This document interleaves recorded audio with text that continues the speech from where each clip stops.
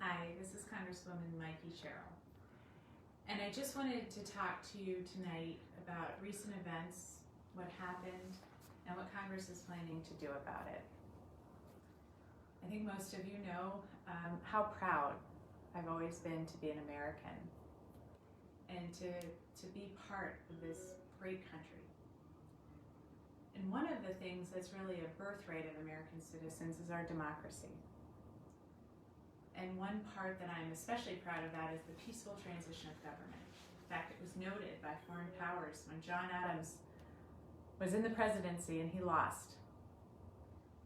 And shocking everyone, he just went home. And Thomas Jefferson became our next president. Likewise, one of the proudest moments I remember in thinking about this country and our democracy is actually ironic because it's an election that didn't turn out how I wanted it to. It's the Bush v. Gore election. And as many of you remember, the Florida ballots were contested, went all the way up to the Supreme Court. And yet when the Supreme Court decided that Bush was the winner, it was actually Al Gore, in his capacity as President of the Senate, who certified that election, thus ensuring a peaceful transition of our government. Something that's been uninterrupted until now, except for the Civil War since 1789. And so, as some of you may know, I'm a history major, and I was so proud to arrive on the Hill on January 6th to perform my constitutional duty as a member of Congress and certify the election. And many of you were probably wondering what this was all about, because usually this is just a pro forma issue. The Senate and the House meet together in a joint session, and then the Vice President, acting in his capacity as the President of the Senate, reads the roll call of states in alphabetical order. And as they go through that, they talk about the electoral count and certify each state and then the election. And so we met, and the day on January 6th was a little bit different. As the Vice President began the roll call, we got to Arizona. And there was a objection raised by at least one member of the House and one member of the Senate, which sent us out of the joint session and into debate on that objection. So the Senate went to their chamber. The House, we remained in ours, and we went into debate. As that was happening, as I was sitting in the House chamber, I began to get reports on my phone. I heard that Cannon, the House office building where members have their offices across the street from the Capitol, was being evacuated. I then heard that there were crowds amassing and gathering at the Capitol, and that the Vice President had been evacuated from the Senate chamber. Shortly thereafter, I watched Nancy Pelosi, our Speaker, evacuated from our chamber. And then the doors were shut and locked. We attempted to continue the debate. That became impossible as crowds gathered and started banging on the doors. And so we were told to get out the gas masks in case we had to egress through tear gas. So I helped other members tear open the packages. I showed them how to put a gas mask on in the event we would need them, told them not to put it on just yet, that we would know when we had to. And then we were told that we had to get down, because as they had barricaded the door, as the glass was breaking, they were worried that an active shooter was going to get into the chamber. And as I was on the floor, I heard other members making calls home, afraid that that would be the last call that they ever made. So I called my husband, I told him I was okay, and at that point, we had a safe egress. And so I told him I had to go, and as we were getting ready to leave the chamber, I noticed that a colleague of mine, Representative Jayapal, who had just had knee surgery and was using a cane, was having a little bit of trouble, and I said, "Can I give you a hand?" And she said yes. So I helped her down the stairs as her knee was all but buckling, but she grimly went on. And so as we were doing that, we had said to several people, "You can go ahead of us if you want," because we were a little bit slow. And the members behind us declined, and it turned out because they were following us as we were taking everyone to the secure location. And we were concerned because we were worried around every corner that we might find the mob. And I was told later that members of that mob had zip ties and were wearing body armor and were looking to take prisoners, members of Congress. But we made it to the secure location, and then in an act that I think shows the bravery of so many members of this body, members who had really been traumatized as we were holed up in the chamber by a mob of domestic terrorists, a mob who was violently trying to overthrow our ability to certify the elections. They went back hours later, back into that very chamber, so we could finish the debate and certify the elections. And so I'm coming to you now to talk a little bit about how we're going forward. We're in trying times right now.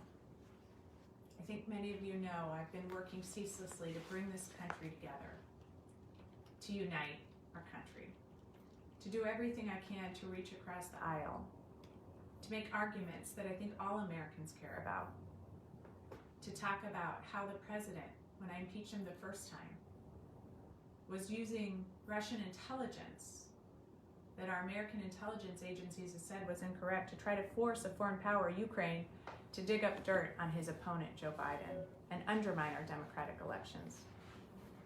I talked about how the president was refusing to read his briefing book on Russian bounties and refusing to hold the Russians accountable.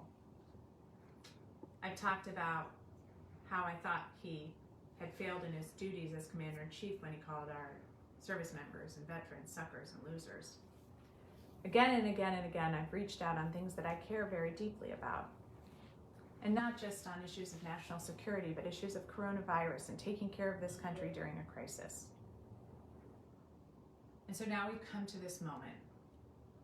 Now we've come to a moment where we had armed members of a mob incited by the president, militias that the President of the United States called to the Capitol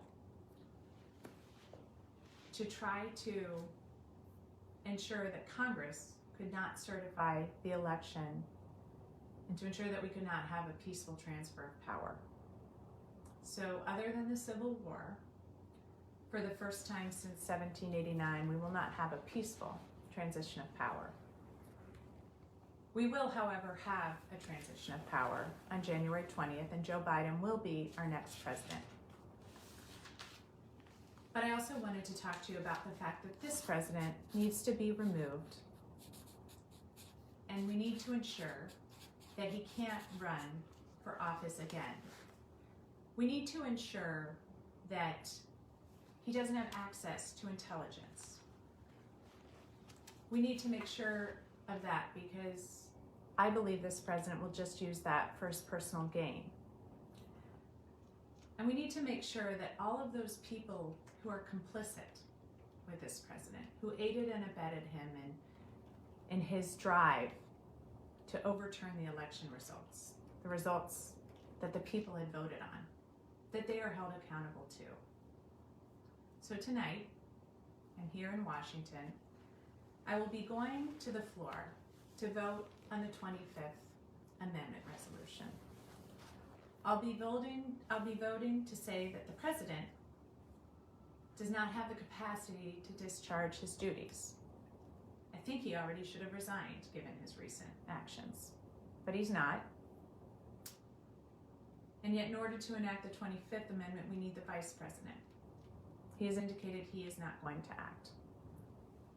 So that being the case, I likely will be voting on an article of impeachment tomorrow. And it's just one, and it's very clear. Incitement of insurrection. And it reads in part that in violation of his constitutional duty to take care that the laws be faithfully executed, Donald John Trump engaged in high crimes and misdemeanors by inciting violence against the government of the United States.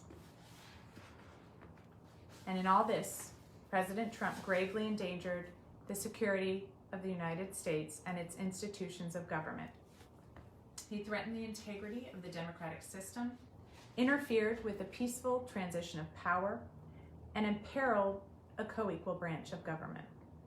He therefore betrayed his trust as president to the manifest injury of the people of the United States. I believe I've done everything I can to unite this country. And for all of those who refuse to participate in this democracy, who refuse to see power turned over peacefully, who refuse to heed the will of the people, as we do in a democracy, we are now on different sides of this line. And this line has been drawn, and I'm going to do everything in my power to see that our democracy prevails.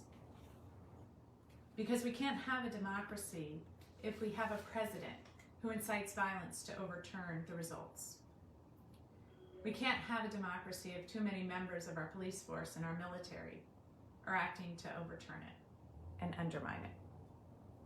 We can't have a democracy if members of Congress are actively helping the president overturn the election results. And so not only do I intend to see that the president is removed and never runs for office again and doesn't have access to classified material, I also intend to see that those members of Congress who embedded him, those members of Congress who had groups coming through the Capitol that I saw on January 5th, a reconnaissance for the next day, those members of Congress that incited this violent crowd, those members of Congress that attempted to help our president undermine our democracy. I'm going to see that they're held accountable, and if necessary, ensure that they don't serve in Congress. And so I thank all of you for your support. I thank everyone who's reached out over the last couple days to check in, make sure I'm doing okay, make sure my family's okay. I sincerely appreciate it. Because I know this is a scary time. I know a lot of you were concerned and scared about where this country's headed. But I invite you to join me in my faith in this country. My faith that democracy will continue to prevail. That our children are going to enjoy the same freedoms and rights that we enjoy today. Because I'm going to work with everything I have to ensure that that's possible, and I know you will too. Thank you so much. Thank you for joining me, and take care.